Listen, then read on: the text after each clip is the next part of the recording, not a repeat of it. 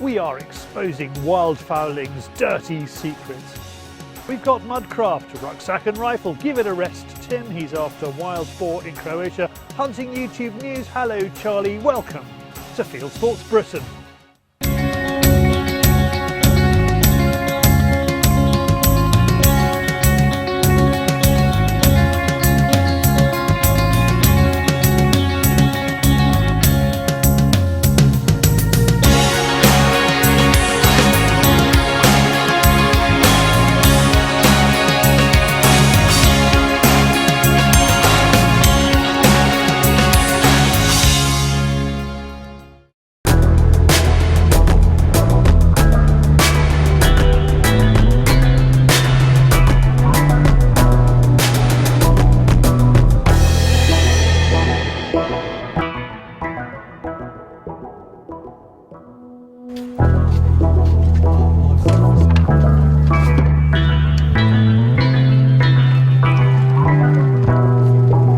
It's the start of the new wildfowling season and the gods are breaking us in gently. It's 4 in the morning, there's very little wind and the water, if we can see it, is flat calm. Matt, Kirk and Nick Horten are the ones who are going to be guiding us through what is probably the most extreme of our shooting sports. Exposure, isolation, water, mud, all bring their own challenges in return for what many would see as meagre rewards. It is a dangerous environment. These are the halflands. If you choose to venture into it without really having a pretty fair idea of how to get from A to B and how to get out of it again at the end of the day, you're probably courting disaster. There's always days when I walk and go, oh, that was a bad decision. Turn round. Nick has been shooting this part of the south coast for more than 40 years and has a wealth of historical knowledge to go with it. Matt is not only a wildfowling nut, but also produces award-winning wildfowl calls. Is there a typical wildfowler? Yeah, someone who's hairy, tired, slightly overweight, although I'm getting there with that. Usually an ex-smoker. I used to smoke, usually an ex-smoker, because after a while you just can't do it anymore. With a really banged up 4x4. That's pretty much it, I think. The guys are not expecting big things today, but they have a lot of new kit, thanks to Sealand. As well as the vitally important wet weather gear, they make the decoys too. Their shells are courtesy of Ely Hawk, and we'll be looking at the science of the steel and bismuth that the UK cartridge company produces for this environment. Plus, Matt has invested in a new boat. It's a perfect morning to make sure everything works. What's going to happen now? I'm going to stand here and try not to have a heart attack. No, I'm joking. We're going to set hide up quick. Put some decoys out there. We've got some Canada Goose decoys behind us in the hope that if we get anything coming from over there or from behind us, they'll see the deeks because they'll be big enough. We might get some Canada shooting from behind and obviously the duck shooting in front of us. Hopefully best of both worlds. So we try and do as much of this type of thing if we're going to make the effort to come all the way out here in the boat. So excellent. Nick and Matt think there's a chance of some duck like gadwall or widgeon before dawn, with some Canada geese lifting once they have the sun on their backs. As Matt builds the hide, Nick explains his technique for putting out the decoys. There are potential dangers even here. There's all sorts of ways of rigging decoys, but I prefer to keep mine on a single rope. That way, if the dog does go ploughing through the middle of the decoy spread, unlike some of the other styles of decoy spread which have got lots and lots of rope attached, if he does foul anything, he'll only foul one decoy at a time and bring it ashore. Exactly at this spot last year, my dog nearly drowned when I was using a gang rigged decoy, which is multiple decoys off of a single rope, and the dog caught the main line, and within seconds it was round his front legs and he was kind of drowning in front of me, which was a bit exciting for both of us. But just as a rough rule of thumb, you'd usually use a decoy line that is about 3 times the depth of the water that you're shooting in. So my expectation would usually be for about 3 feet of water. So I've got about 9 feet of line, which allows for the decoy to float at the end of a sort of slackish line that's kind of at 45 degrees to the anchor weight, rather than being, you know, vertically above it at 90, so to speak, and floating unrealistically. For me, probably the most enjoyable thing, taking out all of the calling, the learning the tides, learning the way a particular area shoots, the flight lines. For me, it is the most exciting thing is when it finally comes together. That's the most important thing, because there's so many times when we'll go out and you'll get something slightly wrong, or you'll misjudge something, and you've made all that effort, and you get to the pinnacle moment and you go, yes, here we go, and it all goes totally wrong. And when it finally just does this and goes, you bag those two birds, that for me is what it is. That is it right there. And like I said, it's not a numbers game at all. No interest in shooting big bags. For me, it's never been what I've been about. I would rather walk off of the marsh after a massive muddy trudge with 2 ducks, and I'm happy as Larry. The chances when they come need quick reactions. A bit too much like a coiled spring, Matt's swing is restricted on this shot thanks to not loosening his waders, and the duck fly on. But it's not too long before there's a widgeon to be retrieved.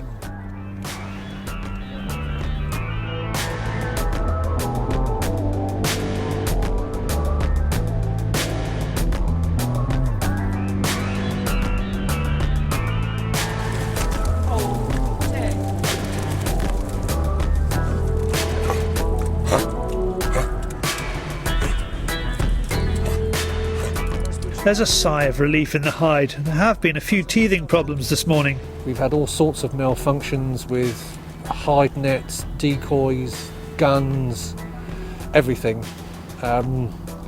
Rounded off, I have to say, by finally coming together with that spectacular shot on that widgeon with a very effective Ely cartridge.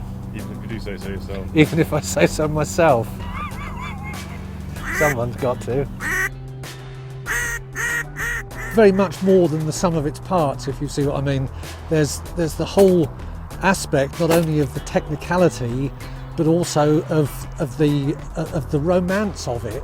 And my personal feeling is that if you don't think that there's an element of romance, for want of a better word, with wildfowling, then you probably shouldn't be doing it. The geese are a no-show, and we can't stick around too long before the tide leaves us high and dry, so we pack up and head for shore. Wildfowling demands a very different skill set from the shooter, different kit maybe, different attitude, but the rewards are there to be had, and so is the sense of satisfaction when it all goes to plan. Next time, Nick will be explaining how he can walk for many mud miles. Nick and Matt will be offering us insights into the challenges and rewards throughout the season. Right, someone else who has challenges and offers no reward, it's David on the Fieldsports Channel News Stump.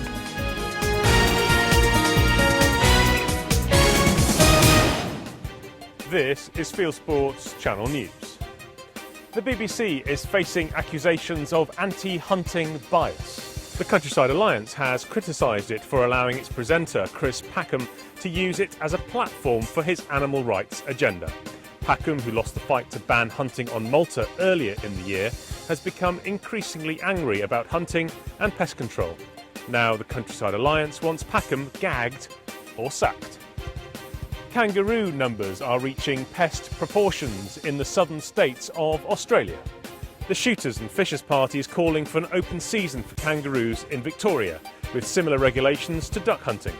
Councils in central Victoria also made an appeal last week for more help to reduce the local kangaroo population because of the problems being caused for farmers and motorists. The internet has brought down an anti-poaching organisation in Tanzania. VetPaw ran an operation to stop elephant poachers. Among its volunteers is former US Marine Kenessa Johnson. Before she went to Africa, she told a journalist that she planned to do some anti-poaching, kill some bad guys and do some good. However, the Tanzanian authorities thought the remarks were VetPaw's official policy, so they closed down the operation.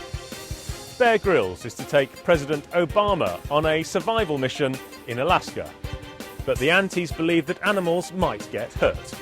The poster boy of American outdoor survival has a series called Running Wild, where he's taken celebrities including Kate Winslet, Tatum Channing and Zac Efron into the wilderness to eat ants or a mouse soaked in urine. petters say this constitutes abusing animals. Antis are outraged at a driven hunt in the Limpopo province of South Africa. They protested outside the hunting area with loudspeakers and put messages on social media about the wounding that was likely to take place.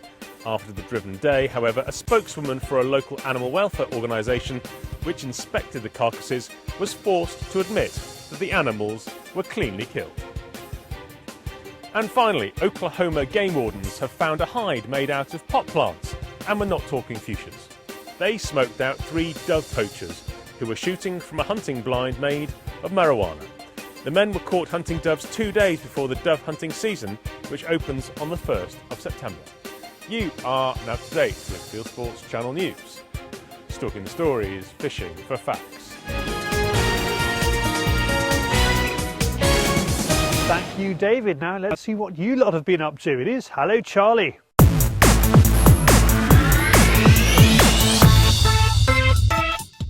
Hello Charlie, been out this morning, got some bricks, the old trusty bacon. Hello Charlie, Harry Dairyman here. Been after a few wee rabbits today and I got myself a nice wee bonus. So that is. Hello Charlie, just been crow shooting with my dad and Ken. Hello Charlie. Hello Ty. Carl and Lars from Denmark here. We are breaking in the new keeper. Look, minding the pheasants. Hello Charlie, this is Anthony. Hello Charlie, this is Jason. We're both out on the crows today up in Brecon in South Wales. Weather's not with us, but not a bad day so far. Hello Charlie, putting out some magpies down in Monmouthshire. My new BSA Scorpion Platinum. Hello Charlie, stuck indoors today. So instead of being outdoors with an air rifle, I'm indoors playing with a starter pistol and it's really loud. Ooh, blimey Charlie, see ya. Say bye bye Charlie. Bye bye. That's it. Please send me your Hallo Charlies via Facebook, YouTube, Dropbox or email charlie@fieldsportschannel.tv. Please keep them coming. Next up, we're off out to Croatia again with Tim Pilbeam, and he's showing off his Boy Scout skills.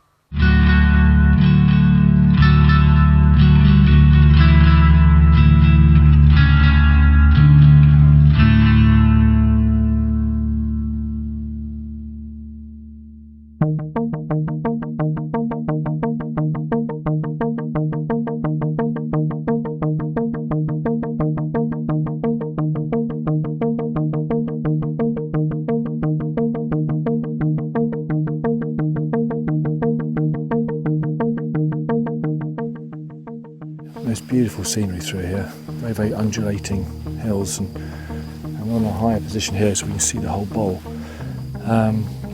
We've got one slight problem, is that we haven't got any sticks. They've been left in the pickup, so that's the way things happen sometimes. So what I need to do is somehow fashion together a way of actually holding my rifle. The problem I've got is to the wood from here, about 300 metres. Maybe 120 over here, so I'm fairly happy maybe resting on something, but at that distance I need a firmer hold of my rifle position. So, and also we may need to move very quickly. I may go over there to take a shot over there. So I need to put something together, so I'm going to just fashion together a tripod. The American Army used to use them all the time, 3 bits of wood. All I've got to do is find a bit of strap or something to strap them all together, which would be quite interesting. So I'm just looking at my half-kilo rucksack. There's some bits of rope on that as well, so I'm going to see if I can pull that apart. I don't mind Cameron's got anything on him at all, so I shall have a look, see what he's got. He hasn't really shaking his head, nothing at all. So my rucksack's looking okay, but the string's fairly small, so I think I may actually, sorry Zeiss, I think I'm going to be using your shoulder straps as a way of binding the 3 sticks together. So we'll have a go, and hopefully that'll give me a stable position. But the most important thing about it is I can actually move it with me, which is what the American Army did all those years ago. They always used tripods. So I think we'll have a go and see how it does. The wood's fairly rotten, but I think it's strong enough, so let's get going. One thing about being a farmer is you always can tie knots, always have been from a very early age. I love rope work actually, I've found it fascinating. A bit sad I suppose, but Always has fascinating how people tie the knots. There we go. Wow. Hey, looking good. Well, let's see how we get on then.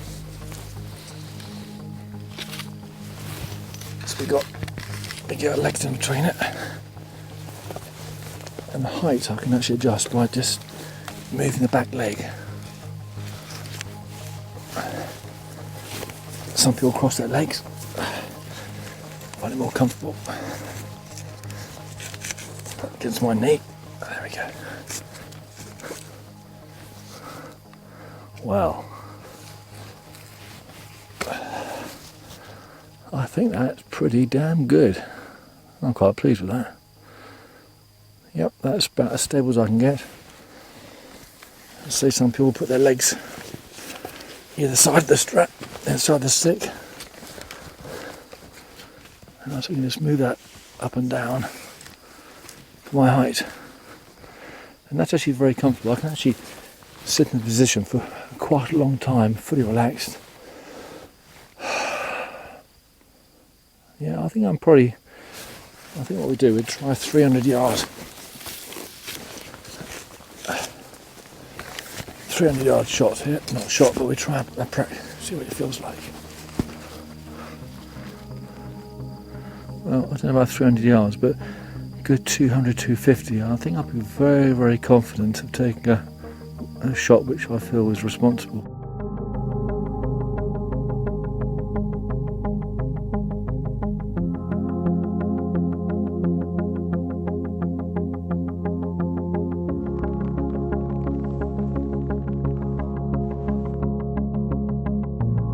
This is the end of our last day here.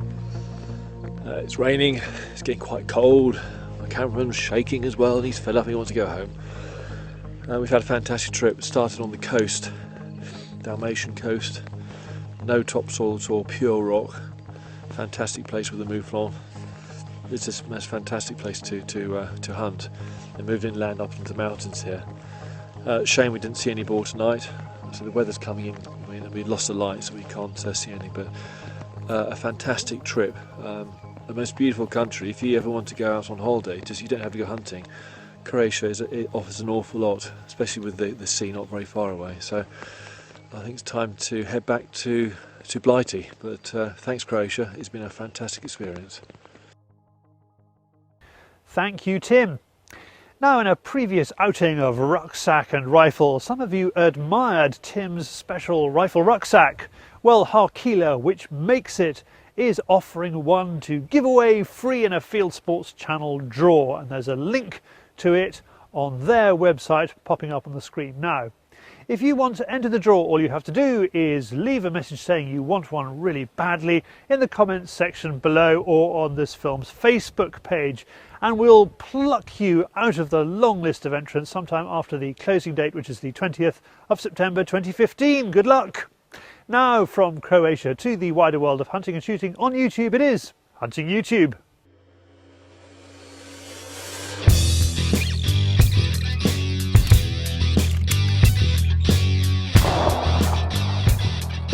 This is Hunting YouTube, which aims to show the best hunting and shooting videos that YouTube has to offer. Here is a lovely film that follows a team of guns from the Lebanon as they come to the UK for the first time to shoot wood pigeons. Made by Nick Ridley, it shows them shooting over decoys set up on wheat stubble and standing beans. The same idea, but decoying mourning doves in the USA. The Dove Smackdown S&M TV Episode 9 is the latest from Saw No More Station. Staying in the States for a great tale of hunters becoming hunted, guide Steve West takes a 9-year-old girl out deer stalking. They are after an elk, but a pack of wolves turns up that not only scares off the elk but starts moving in on the hunters. It's alright, she's fine. What do you do with a roe with a bust leg? Take it to the vet? No, put it down. You can see the adrenaline take it forward a few paces before it falls over. If you want to know what shooting with thermal is like, Pig Hunting Makes Me Happy by Cy Brown is a useful musical montage. And there is a big showing on YouTube by the French hunting community this week. Chasse Khazar Hunting Channel is out in the command, no speech, just duck calling. Meanwhile, Chasse Passion is after the corvids in this film. Lots of lucky ducking behind hide mesh